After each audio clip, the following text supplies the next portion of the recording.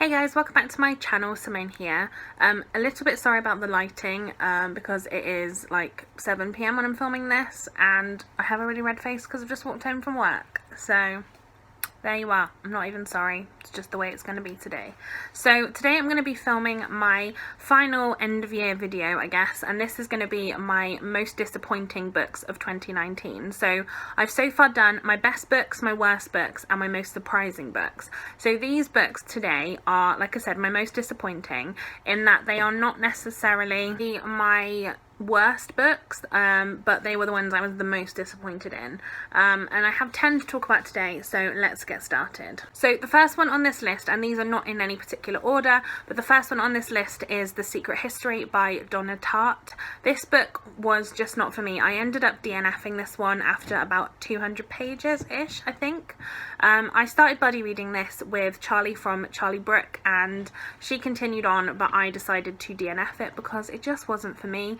I'd heard really good things, and to be honest, the one thing annoyed me at the beginning was that the big twist that they kind of talk about as a big thing doesn't happen until like halfway through, which is just annoying, and I just found myself completely uninterested. The writing in it, I can understand the merit, I guess, but it just isn't enjoyable. And I think if the writing can be as good as it can, like as it wants to be, but if it's not an interesting story, then I don't really care. So that's the thing.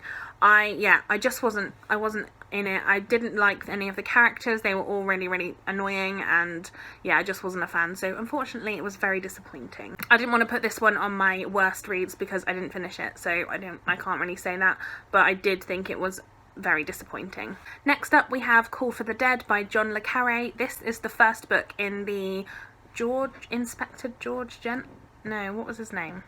It's the first book in a series, basically. I bought a chocolate and a book subscription box maybe a year or so ago, and the book that I got in it, or one of the books, the book that I got in one of the boxes was Tinker Tailor Soldier Spy, which I still own, I believe, and this, I decided I wanted to read them in order, but Tinker Tailor Soldier Spy is like book 16 or something. It's ridiculous. And so I decided to pick up the first one, which was really short, and I'd heard that it was a great like spy novel. It's obviously very well known. There was obviously a movie made based on one of the books in the series, and I just thought I was going to love it. And I really did not love it. I don't even remember what I gave it, like a 3 star. It was fine.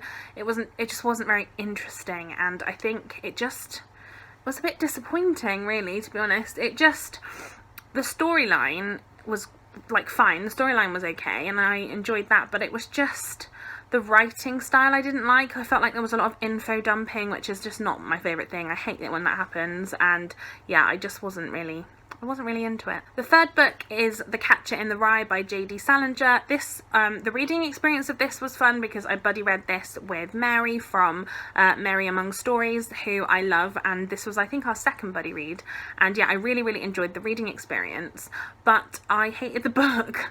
So the book is, I still struggle to even say what it's about because there isn't really a plot, and I don't really understand what it's supposed to do. So it basically follows a boy, and it's like his life, and there's lots of strange things happening, and yeah, I couldn't quite understand the point of it, and I don't understand why it's a kind of classic, I guess. It wasn't interesting to me, and I just couldn't quite understand I just didn't get it. So yeah, for me this was a disappointing read and not one I would recommend. Next up we have The Colorado Kid by Stephen King, and as you all know, I am a massive Stephen King fan, but I really did not like this book. I didn't understand the point of it again.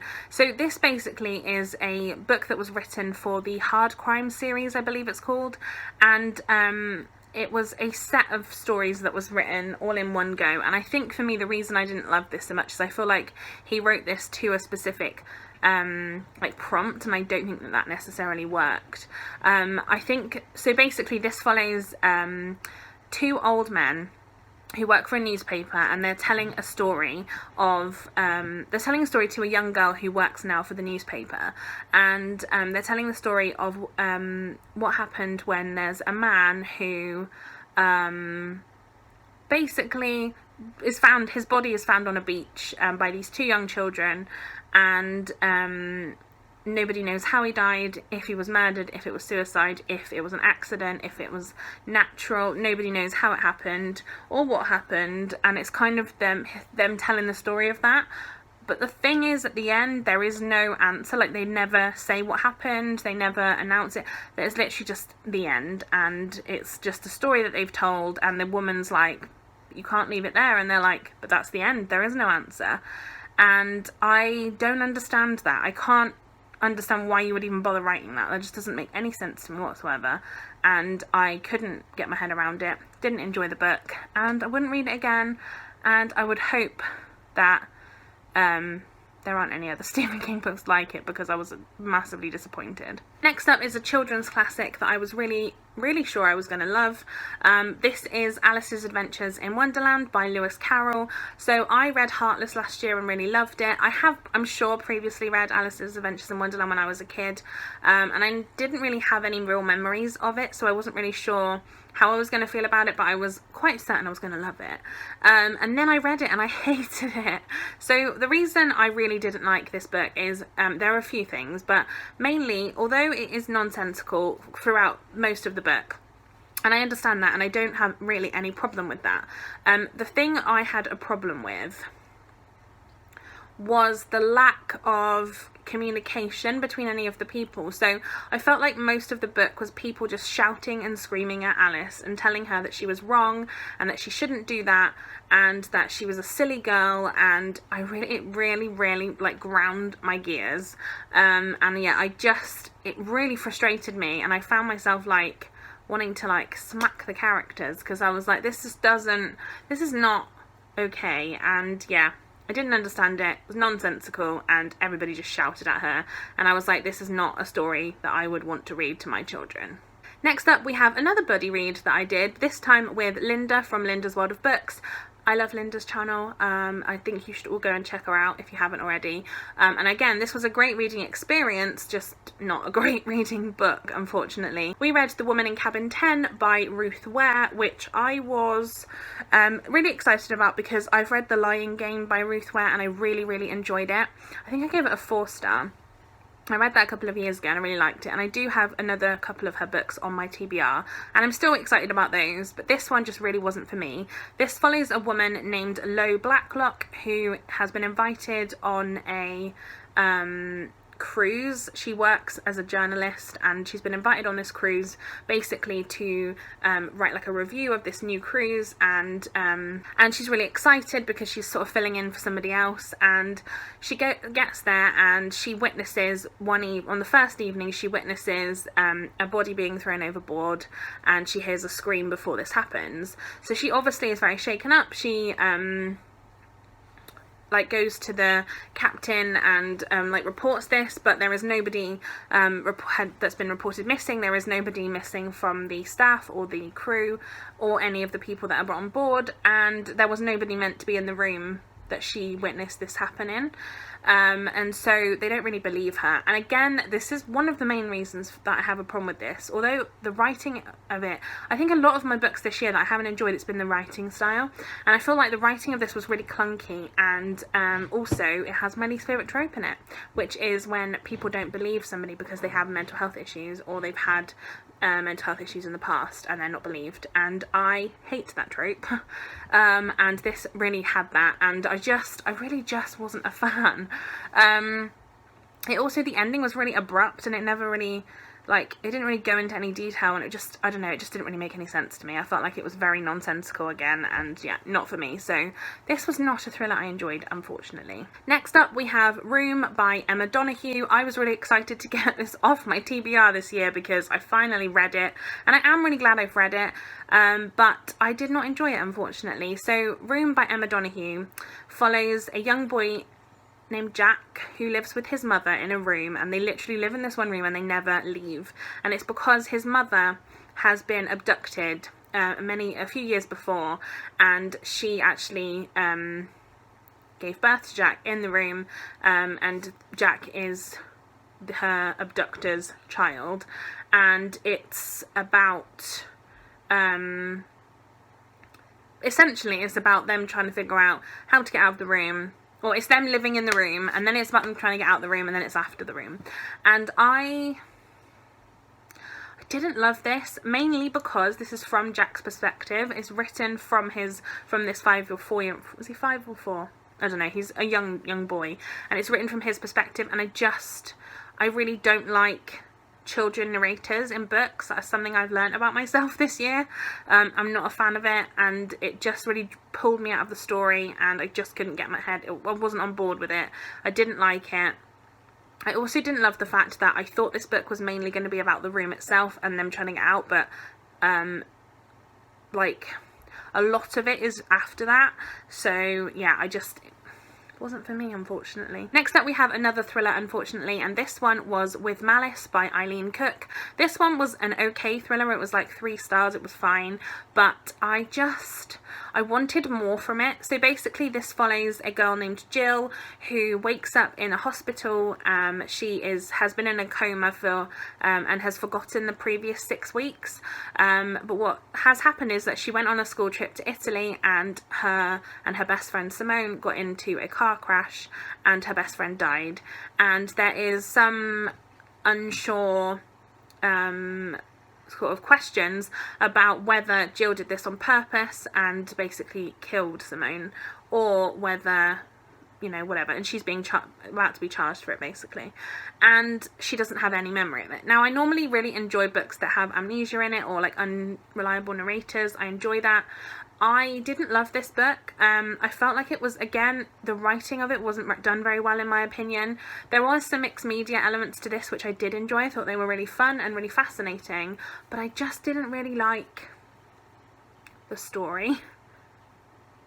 I don't know if you can hear it. It's absolutely chucking it down all of a sudden. But yeah, I just didn't like the story. I found it to be, again, I find with a lot of the thrillers I didn't like, it's like a drawn out up to the point, and then there's just like a very quick ending. Everything's done, everything's off, and it's move on to the next one, and I'm like, wait a minute, what? And so yeah, I just was a bit disappointed by this one. Then the penultimate one is Mr. Mercedes by Stephen King. I'm really disappointed that there's 2 Stephen Kings on this list this year, but unfortunately I didn't love this one either. This one, funnily enough, was another buddy read that I read with Nikki from I Read Past My Bedtime, who doesn't do YouTube anymore, but she's on Instagram TV or IGTV, so I will link her down below, her Instagram. You should go and check her out, she's amazing. Mr. Mercedes was a book that I had high hopes for, because it is a crime type novel, I guess, that follows a retired detective who has been haunted by a case that he didn't solve, the Mercedes killer. And he gets a letter from the Mercedes killer basically taunting him, and then he's trying to figure out what happened. It's told dual perspective, so it's told from the detective's perspective. That's a really hard thing to say. And it's also told jointly with the Mercedes killer perspective, and so you kind of get both sides, and it was an interesting read. It was such a long book to read. It's not a long book, it's like 300 pages. It's one of Stephen King's shortest, but it took me so long to read. It was so drawn out, and I didn't really feel like anything was happening. It was really kind of like slow, and then the ending again was not that interesting. Like, it didn't really draw me in. I wasn't excited. I probably will continue on with the series, because I think I would love to think that the next one's better, and that maybe he just had to like do a lot of info dumping to start with and then get into the story again. But wow, it's chucking it down. I'm sorry if you can hear that. But yeah, I just wasn't a fan. Really didn't enjoy it. So unfortunately for me, this was on my list for my disappointed reads. And then the final one on this list is Sense and Sensibility by Jane Austen. This is my this was my 4th Jane Austen book that I'd read. I think I read this 3rd. I think I read this before Mansfield Park, and I was just disappointed with this. Again, this was a 3-star, so it wasn't a terrible read. I enjoyed the read. It just was my least favourite Jane Austen, and I was really disappointed. If you watched my most surprising books video, which I'll link down below, I talked about my favourite Jane Austen book, which was really surprising to me this year. But Sense and Sensibility just wasn't that for me. This follows 2 sisters, Marianne and Eleanor Dashwood, and they have a romance with these boys, and it's about that. It's really hard to explain. Like, it's about the sisterhood, which I get. But for me, I loved Eleanor as a character, I hated Marianne as a character, and I also hated both of the love interests, which made it really difficult to care what happened in this book, because they were just not, like, I didn't care what happened to them because I didn't like them as people. So yeah, it just was, I felt it was really flat. It was my least favourite one, like I said, so far, and I've had, like, obviously Sense and Sensibility is so well known that I feel like it was just really a shame that I didn't enjoy it. But yeah, hopefully I've got 2 more to read, yeah, hopefully I enjoy these ones more. But yeah, that was disappointing, unfortunately. So like I said, guys, those are the 10 books that are most disappointing, and unfortunately I just was not a fan. I hope that you enjoyed this video. Check out tomorrow's video where you will see my February TBR, and give this video a thumbs up if you enjoyed it, and subscribe to my channel if you haven't already, and I shall see you next time for another video. Bye guys!